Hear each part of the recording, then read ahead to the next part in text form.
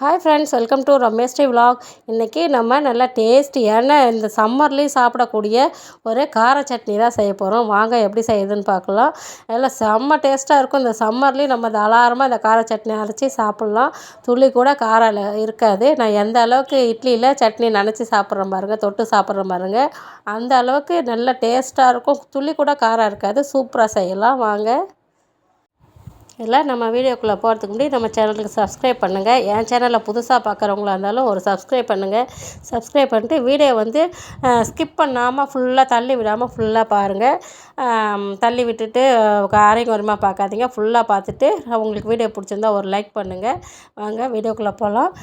இன்றைக்கி கார சட்னிக்கு நான் மிளகா எடுத்து வச்சுருக்கேன். காஞ்ச மிளகா ஒரு 10-12 மிளகாக்கு எடுத்து வச்சுருக்கேன்.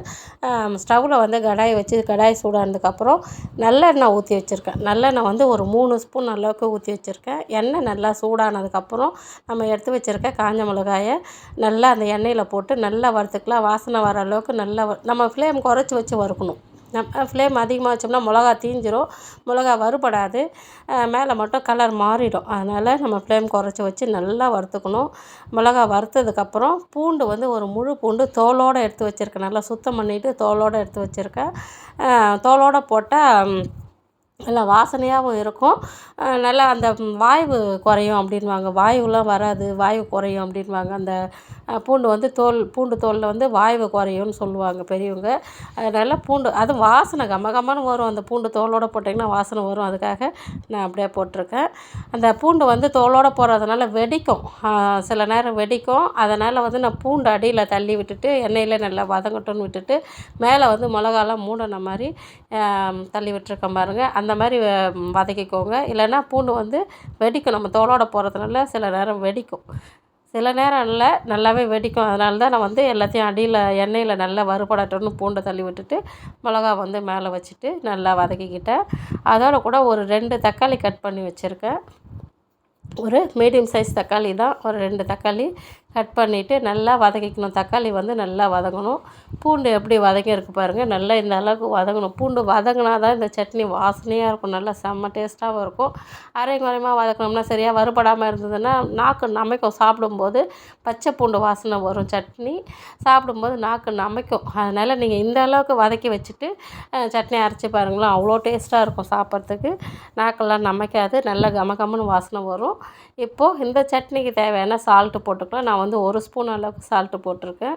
நம்ம எந்த அளவுக்கு மிளகா, தக்காளி, பூண்டுலாம் எடுக்கிறோமோ, சட்னி நிறையா தேவைன்னா அதுக்கு தகுந்தது எடுத்துக்கலாம். அதுக்கு தகுந்த உப்பு போட்டுக்கலாம். நான் மிளகா கம்மியாக எடுத்திருக்கேன். அதனால் கார சட்னினாவே சிலவங்க பயப்படுவாங்க. நீங்கள் இந்த சட்னி சம்மரில் தாராளமாக செஞ்சு சாப்பிட்லாம். துளி கூட காரம் இருக்காது. துளி கூடன்னு இல்லை, சாப்பிட்ற அளவுக்கு காரம் இருக்கும். ரொம்ப உசுன்னு சாப்பிட்ற அளவுக்கு இருக்காது. நம்ம நல்லா டேஸ்ட்டாக ருசித்து சாப்பிட்ற அளவுக்கு காரம் இருக்கும். அந்த அளவுக்கு டேஸ்ட்டான சட்னி இது. நல்லா தக்காளி நம்ம கரண்டியில் நசுக்கி விட்டு நல்லா வதக்கிக்கணும். சில நேரம் தக்காளி வதங்காது, அப்படியே அழுத்தமாக கல்லாட்டம் இருக்க மாதிரி இருக்கும். அதனால் நல்லா நம்ம கரண்டியில் நசுக்கி விட்டு வதக்கிக்கணும். அப்போ தான் சீக்கிரம் வதங்கும். அந்த தக்காளியில் இருக்க ஜூஸ் இறங்கி நல்லா அந்த எண்ணெயில் வறுபடணும். நல்லா அந்த தக்காளியில் இருக்க ஜூஸ் எண்ணெயில் இறங்கி நல்லா வறுபடணும். அப்போ தான் நல்லா வாசனையாக இருக்கும் சட்னி. இப்போ நம்ம வதக்கும் போதே கம்மன்னு வாசனை வருது. ஏன்னா நம்ம எல்லாத்தையுமே வதக்கியிருக்கோம். மிளகா, பூண்டு, தக்காளியும் அந்த அளவுக்கு நசுக்கி விட்டுட்டு நல்லா வதக்கியிருக்கேன். தக்காளியில் இருக்க ஜூஸ் எல்லாம் இறங்கி நல்லா எண்ணெயில் வறுபட்டுருக்கு. இங்கே பாருங்கள் எப்படி இருக்குது பாருங்கள். அந்த ஜூஸ் இறங்கி அந்த பச்சை வாசனை, தக்காளியில் பச்சை வாசனைலாம் இருக்கும் பாருங்கள், அதெல்லாம் போயிடும். அந்த எண்ணெயில் வறுபடும் போது அந்த ஜூஸ் இறங்கி நல்லா அந்த பச்சை வாசனைலாம் போய் செம்ம வாசனையாக இருக்கும். சட்னி சாப்பிட்றதுக்கு அவ்வளோ சூப்பராக இருக்கும். நல்லா மல்லிப்பூ இட்லி துணி போட்டு இட்லி ஊற்றி நல்லா பொசன்னு இட்லி ஊற்றி சாப்பிட்டு பாருங்களேன். அந்த சட்னி தொட்டு அவ்வளோ டேஸ்ட்டாக இருக்கும். அதோட கூட ஒரு 1/4 மூடி அளவுக்கு தேங்காய் எடுத்து பல்லாக கட் பண்ணி வச்சுருக்கேன். ஒரு 1/4 மூடி அளவுக்கு போதும், ரொம்ப தேவையில்ல. 1/4 மூடி அளவுக்கு போட்டுட்டு அதோட கூட லைட்டாக வதக்கினா போதும். தேங்காய் போட்டு ரொம்ப வதக்க வேண்டாம், லைட்டாக வதக்கினா போதும். லைட்டாக வதக்கி விட்டுட்டு ஸ்டவ் ஆஃப் பண்ணிடலாம். நல்லா ஆறணும். நல்லா ஆறினதுக்கப்புறம் நம்ம சட்னி அரைச்சிக்கணும். ஏன்னா சூடாக போட்டு அரைச்சிட்டோம்னா மேலே தெரிச்சிடும். அதனால் நல்லா கம்ப்ளீட்டாக ஆற வச்சுட்டு அரைங்க. நல்லா சூப்பராக இருக்கும். சட்னி நல்லா மசியும். நல்லா ஆறட்டும். இந்த அளவுக்கு நம்ம வதக்கிக்கணும். நல்லா செம்ம சூப்பராக இருக்கும் சட்னி இது. நம்ம எத்தனையோ கார சட்னி அரைச்சிருக்கோம். இது போல் அரைச்சி சாப்பிட்டு பாருங்களேன். நம்ம அதான் சொல்கிறேன், ஒரு ஒரு நாளைக்கு நம்ம ஒரு ஒரு மாற்றமாக வித்தியாசமாக செஞ்சு சாப்பிட்டோம்னா நமக்கே பிடிக்கும். இந்த சம்மரில் குழந்தைங்க வீட்டில் இருப்பாங்க. இந்த மாதிரிலாம் செஞ்சு கொடுத்தா வித்தியாசமாக டிஃப்ரெண்ட்டாக செஞ்சு கொடுத்தா சூப்பராக சாப்பிட்ருவாங்க. சாப்பிட மாட்டேன்னே வம்பு பண்ண மாட்டாங்க. லீவில் பசங்க சாப்பிட்லன்ட்டு நமக்கு பேரண்ட்ஸ்க்கு வந்து கொஞ்சம் கஷ்டமாக இருக்கும். இந்த மாதிரிலாம் வந்து டிஃப்ரெண்ட்டாக அதுவும் இந்த காரமே இருக்காது. இந்த சின்ன பசங்க கார சட்னி சாப்பிட்றதுக்கு பயப்படுவாங்க, வேண்டான்னு சொல்லுவாங்க. இந்த மாதிரிலாம் அரைச்சி கொடுங்களேன், காரமே தெரியாது, சூப்பராக சாப்பிட்ருவாங்க.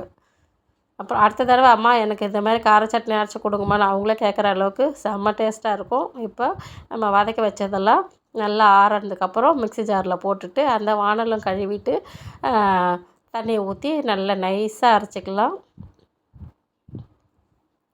நல்லா நைஸாக மாவாட்டம் அரைச்சிட்டு வந்துடலாம். சட்னி அரைச்சிட்டு சட்னிக்கு தாளித்து கொட்டிக்கலாம். சூப்பராக சட்னி அரைச்சிட்டோம் பாருங்கள். நல்லா நைஸாக சட்னி அரைச்சிட்டு வந்துட்டேன். இப்போ சட்னிக்கு தாளிச்சிக்கலாம். அதே கடாயில் தாளித்து கொட்டிக்கலாம். சட்னிக்கு கடாயை ஸ்டவ்வில் வச்சு சூடு பண்ணிக்கலாம். நம்ம தாளிக்கிறதுக்கும் எண்ணெய் வந்து மல்லாட்ட எண்ணெய் ஊற்றி தான் நான் வதக்கும்போது நல்லெண்ணெய் ஊற்றினேன். தாளிக்கிறதுக்கு வந்து மல்லாட்ட எண்ணெய் கடலை எண்ணெய்ன்னு சொல்லுவோம் இல்லைங்களா, அந்த எண்ணெய் ஊற்றி வதக்கணும்னா நல்லா வாசனையாக இருக்கும் சட்னி. இல்லை உங்கள்கிட்ட நல்லெண்ணெயே ஊற்றி செய்யணுன்னாலும் நீங்கள் செஞ்சுக்கலாம், தப்பு இல்லை. நல்லெண்ணெய் இன்னும் வாசனையாக தான் இருக்கும் கார சட்னிக்கெலாம். இந்த சம்மருக்கும் வந்து குளிர்ச்சியை தரும். நல்லெண்ணெய் வந்து குளுமை தான் அது, குளிர்ச்சி தரும். இதில் செம்ம டேஸ்ட்டாக இருக்கும். அந்த நல்லெண்ணெய் ஊற்றின சட்னி வந்து அது ஒரு தனி மணமாகவே இருக்கும்.